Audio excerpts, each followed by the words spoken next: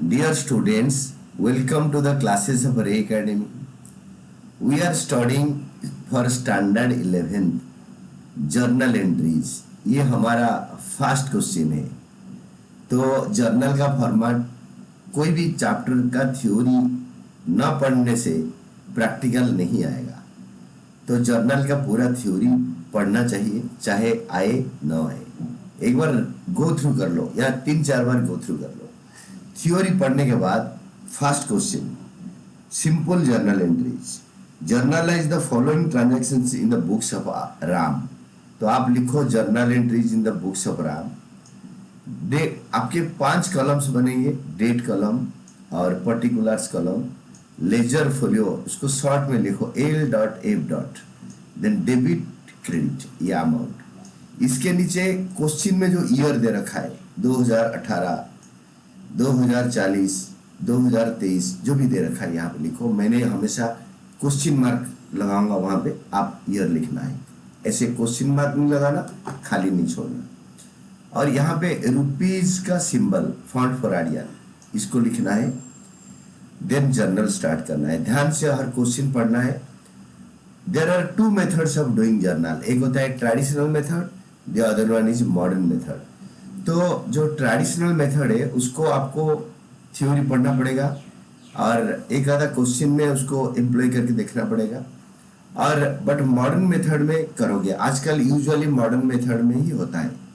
कोई भी नया चीज आता है ना, हम पुरानी चीज को छोड़ देते हैं, तो इट इज सेम थिंग। तो मॉडर्न कोई थोड़ा बहुत डिफिकल्टी होने की वजह से मॉडर्न मेथड डेवलप किया गया है जर्नल करने के लिए। तो फर्स्ट जर्नल होता है अप्रैल 1। तो अप्रैल 1 को स्टार्टेड बिजनेस विद कैश। जब आप बिजनेस स्टार्ट करोगे, जब राम बिजनेस स्टार्ट करेगा तो he will bring cash. Cash आपके एसेट है और मॉडर्न मेथड में इंक्रीज इन एसेट, आपके शॉप में, राम के शॉप में एसेट बढ़ेगा। तो increase in asset is debited and decrease in asset is credited. ये एसेट का जो 5 रूल से पहला रूल, तो increase in asset is debited, debit side में लिखेंगे। और ये कौन सा कॉलम कितने गैप का होगा, आप इसको बुक से भी देख सकते हो, ये मेरे स्क्रीन से भी देख लो या बुक से भी मेजरमेंट करके देख लो। और राम जो पैसे बिजनेस में लगा रहा है वो ओनर के तौर पे लगा रहा है। तो जब ओनर पैसे देता है तो कैपिटल इंक्रीज करता है। Increase in asset is debited, increase in capital is credited. क्योंकि ये राम का कैपिटल बढ़ रहा है, हम इसको लिख सकते हैं to Ram's capital, but to Ram नहीं लिख सकते क्योंकि Ram is not a lender, वो उधार नहीं दे रहा है। तो वाला क्रेडिट कॉलम में लिखेंगे। और हर journal will be followed by a narration, इसके नीचे नरेशन लिखेंगे। नरेशन में लिखेंगे बिजनेस स्टार्टेड विद कैश। आप being business started with cash भी लिख सकते हो, बट अदरवाइज नरेशन में कुछ नहीं करना, पूरा ट्रांजैक्शन को सीधा उतार दो। Next, goods purchase for cash. Purchases से खर्चा होता है and the date is 2nd। तो 2 तारीख को आप लिखो, जब गुड्स आप खरीद रहे हो तो परचेजेस आपके बढ़ रहा है। Purchased goods for cash 25,000। तो इंक्रीज इन एक्सपेंडिचर, आप जर्नल का जो 5 रूल है मॉडर्न मेथड का याद कर लो, ट्रेडिशनल का भी याद कर लो, बट मॉडर्न का एम्प्लॉय करो। परचेज्ड गुड्स फॉर कैश, खर्चा बढ़ गया। Increase in expenditure is debited and you are buying for cash, तो एसेट घट गया। Decrease in asset is credited. आपको पता है कैश एक एसेट है, कैश बढ़ेगा तो डेबिट, घटेगा तो क्रेडिट। फिर नरेशन लिखो, परचेज्ड गुड्स फॉर कैश आज इट इज पूरा उतार दो। Then third, goods purchased from Pankaj and credit. यहाँ पे कैश देकर खरीदा और उधार पे खरीदा। तो नेक्स्ट डेट है 3 तारीख। Purchases account debited, increase in expenditure is debited 18,000। और जब आप कैश देकर खरीदेंगे decrease in cash is credited. But हम किससे उधार पे खरीदते हैं तो हमारी उधार बढ़ेगा। यहाँ पे लिखा है bought goods from Pankaj and credit, तो क्रेडिटर बढ़ेगा तो पंकज बढ़ेगा। पंकज का नाम लिखेंगे और यूजुअली नाम के पास अकाउंट नहीं लगाते। पंकज अकाउंट लिखोगे तो गलत नहीं होगा, बट पंकज ही लिखो, मतलब नाम के पास खाली अकाउंट नहीं लगाएंगे। और फिक्टिशियस, जैसे state bank of India account, fictitious person, तो इमेजिनरी पर्सन की जैसे राम एंड कंपनी, उसके पास अकाउंट नहीं लगाएंगे। तो नाम का पास अकाउंट मत लिखो। इंक्रीज इन लाइबिलिटी, पंकज हमारा क्रेडिटर है, लाइबिलिटी बढ़ गया तो क्रेडिट करो। और नरेशन लिखो, purchase goods from Pankaj and credit. Next date आपके 5 तारीख, sold goods to Naresh on credit.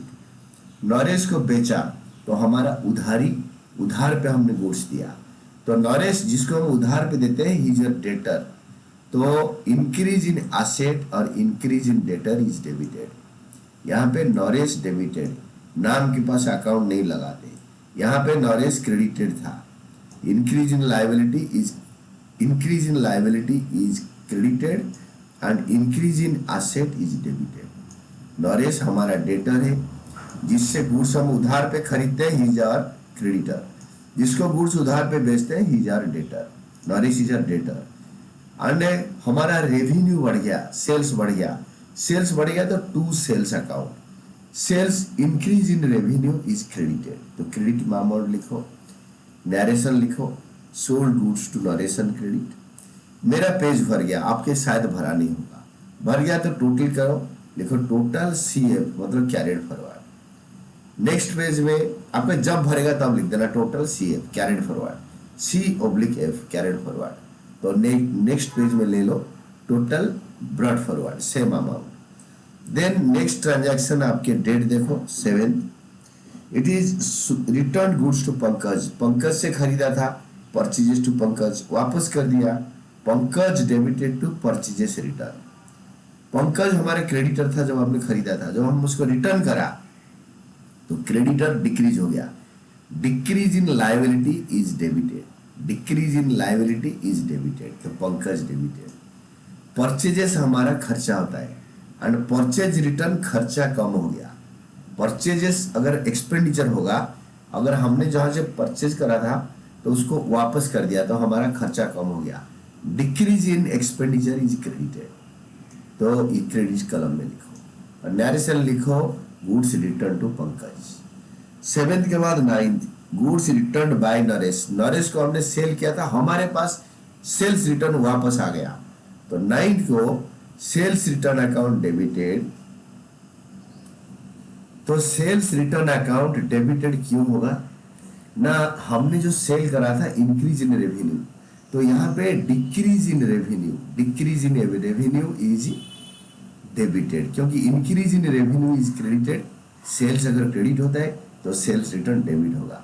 और नरेश हमारा डेटर था, एसेट, और नरेश वापस कर दिया तो डेटर कम हो गया, तो decrease in debtor is credited. ये दोनों डिक्रीज हो रहा है, decrease in debtor is credited and decrease in revenue is also debited, ये दोनों डिक्रीज हो रहा है। नरेशन लिखो, goods return by Naresh. Then April 9 के बाद you will see April 10 paid cash paid to Ajay, Ajay को पैसे दिया। अजय को अगर हम पैसे देंगे तो अजय पैसा रिसीव करेगा, तो हमारा हमने अजय को अगर पैसे दिया तो अजय डेबिटेड, अजय हमारा क्रेडिटर था या हमें लोन दिया था, ड्यू टू सम रीजन हमें उसको पैसे देने पड़ रहे हैं, तो decrease in liability is debited and cash हमारा जा रहा है एंड कैश हमारा एसेट है, तो कैश डिक्रीज हो रहा है। Decrease in asset is credited, दोनों डिक्रीज हो रहा है। Decrease in liability is debited, decrease in asset is credited. Narration लिखो, कैश पेड टू अजय। 10 तारीख के बाद आपके आता है 12 तारीख, कमीशन रिसीव्ड। हमें कमीशन कैसे रिसीव होगा, कमीशन है कि commission is a fictitious account, nominal account. It is not fictitious, it is nominal account. We know this account by name. तो कमीशन हमें रिसीव हो रहा है, तो हमें कमीशन का कोई फिजिकल एग्जिस्टेंस नहीं है। हम चेक में रिसीव कर सकते हैं, कैश में रिसीव कर सकते हैं, कुछ बताया नहीं तो कैश में रिसीव करो। Cash account debit, increase in asset is debited. To commission लिखेंगे, तो बट जब हम रिसीव करेंगे to commission received account better है, to commission received account. Increase in revenue is credited, दोनों इंक्रीज हो रहा है। Cash is increasing, increase in asset is debited and commission is increasing, increasing revenue is credited. तो दोनों increase हो रहा है, कैश एंड कमीशन रिसीव्ड। आप खाली कमीशन भी लिख सकते हो। The best word is commission received account, cash account debited to commission received account. अगर कमीशन पे करेंगे तो कमीशन टू कैश करो, कमीशन पेड मत करो, कमीशन टू कैश। तो नरेशन लिखो, कमीशन रिसीव्ड। देन 12th के बाद यू हैव 15 तारीख फर्नीचर परचेज। फर्नीचर एक एसेट है और कैश एक एसेट है। तो furniture is increasing in our business, increase in furniture is debited, increase in asset is debited and decrease in asset is credited। Cash कम हो गया क्योंकि हमने कैश दिया, फर्नीचर लिया। इसको ट्रेडिशनल मेथड में बोलेंगे तो फर्नीचर बिजनेस के अंदर आ रहा है, कैश जा रहा है, दोनों रियल अकाउंट है। Debit what comes in, credit what goes out. But modern method में increase in asset is debited, furniture debit हुआ, decrease in asset credit, cash credit हुआ। नरेशन लिखो, फर्नीचर परचेज्ड। टोटल करो, लिखो total carrier forward page wise. ये हमेशा करना, usually हमें कोई बताता नहीं है तो बट अगर इसको नहीं करोगे हो सकता है एक आधा नंबर कट जाए एग्जाम में। तो नेक्स्ट पेज में टोटल ब्रॉड फॉरवर्ड। और इसके बाद नेक्स्ट होता है आपके 16 तारीख paid rent to Amit. Amit हमारा लैंडलॉर्ड होगा और उसको हम रेंट दे रहे हैं, बट अमित हमें वापस नहीं करेगा, तो इसीलिए हम अमित का नाम नहीं लेंगे, हम लिखेंगे rent account debited. Increase in expenditure, खर्चा बढ़ गया तो expenditure account debited. Decrease in asset is credited to cash account. Asset हमारा, कैश हमारा एसेट है और डिक्रीज हो गया तो इसको क्रेडिट कर दिया। Again once I am telling, increase in expenditure, हम रेंट पे कर रहे हैं तो इसलिए रेंट डेबिटेड, और क्रेडिट होगा एसेट क्योंकि एसेट हमारा डिक्रीज हो रहा है, कैश डिक्रीज हो रहा है। अमित का नाम लिखेंगे नहीं इसीलिए क्योंकि लैंडलॉर्ड हमें पैसे वापस नहीं करेगा। हम किसी को एक्सपेंडिचर दे रहे हैं, वो क्यों रिटर्न करेगा? अगर वो रिटर्न करेगा तो अमित थ्रू कैश। तो डायरेक्शन लिखो, rent paid to Amit, Amit आएगा नहीं। 16 के बाद 19 sold goods to Sumit for cash. Sumit को कैश लेकर गुड्स बेचा। जब कैश आ जाता है तो हमारा पर्पस है कैश लेकर गुड्स बेचना। जब उधार में बेचेंगे तब नाम आएगा, यहाँ पे नाम आएगा नहीं। Cash account debited to sales account. Increase in asset cash debit and increase in revenue is credit. Increase in asset is debited and increase in revenue, sales is our revenue, increase in revenue is credited। और सुमित का नाम आएगा नहीं, that is sold goods to Sumit for cash। cash will prevail over name, नाम आएगा नहीं जब cash का बात आ गया। Then 19 के बाद you have 24th cash sales। Cash बढ़ रहा है और सेल्स बढ़ रहा है, तो increase in asset is debited and increase in revenue is credited, increase in revenue is credited। और narration sold goods for cash। then 30th received cash from narration account। तो नरेश से पैसे लिया तो कैश आ रहा है, बिजनेस में बढ़ रहा है। Increase in asset is debited to Naresh, Naresh हमें पैसे दे रहा है तो नरेश हमारा डेटर था और डेटर पैसे देता है तो decrease in asset, decrease in asset increase in asset, increase in asset is debited, decrease in asset is credited. On account का मतलब बच्चे लिख देते हैं bank to Naresh, no. On account मतलब उसको कुछ ज्यादा पैसे देना था, उसने एक पार्ट पेमेंट करा, फुल सेटलमेंट नहीं हुआ है और भी पैसे देगा, तो इसलिए मैं ऑन अकाउंट को यहाँ पे रेड इंक में लिखा है ताकि आप ध्यान करो कि ऑन अकाउंट मतलब बैंक नहीं है। मतलब ऑन अकाउंट मतलब उसके अकाउंट पूरा सेटल नहीं करा और कुछ शायद लेना होगा या पक्का लेना होगा, नॉट शायद। द लास्ट सैलरीज पेड, हम खर्चा दे रहे हैं।